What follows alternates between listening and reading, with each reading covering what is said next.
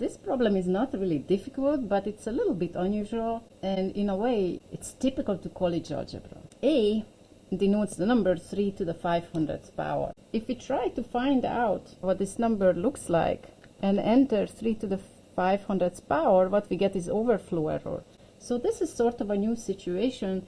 This number is denoted by a letter not because we don't know it, but because it's too large. That's already strange, and then it gets stranger. Problem says express the following in terms of A.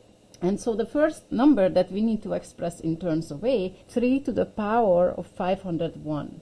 We're going to use this rule of exponents. A to the n times A to the m is A to the n plus m. But this time we're going to use it backwards. We're going to go from here to here. We're going to think of 501 as 500 plus 1. And then when we apply this identity, that's the same as 3 to the 500 times 3 to the 1.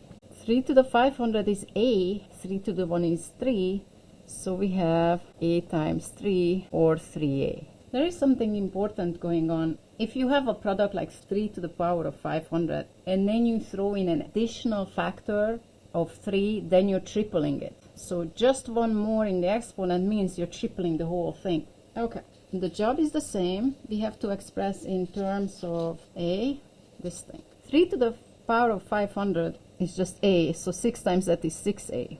But how can we express 3 to the 502 in terms of A? Well, we're going to use the same identity, but this time instead of 501, we have 502. So we're going to think of 502 in the exponent as 500 plus 2. Then we're going to separate the 500 and the 2. And this is A and this is 9. So we have 9A. So this expression that we have is 6A minus 9A, and that's negative 3A. Okay. So next we have to do the same thing, but now 3 to the power of 499. Well, this time we're going to use this identity that states that when we divide two exponential expressions with the same base, that means we can subtract the exponents. And so 3 to the 499. We're going to think of it as 3 to the 500 minus 1.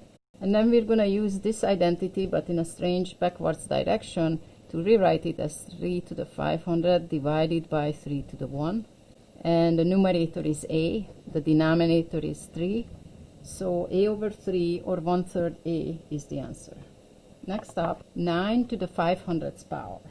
So now we're going to use, well, there are several ways to think of this, but this identity is definitely an option, and so is this. We're going to solve this in two ways. So one way, so we have 9 to the 500th power, and we have to take it back somehow to 3 to the 500th power, because that's the only way we can express this in terms of A. So we can say that 9 is 3 times 3, and then apply this rule that says if you have a product that is exponentiated, you can do it factor by factor, and then we get 3 to the 500 times 3 to the 500, which is A times A, which is A squared.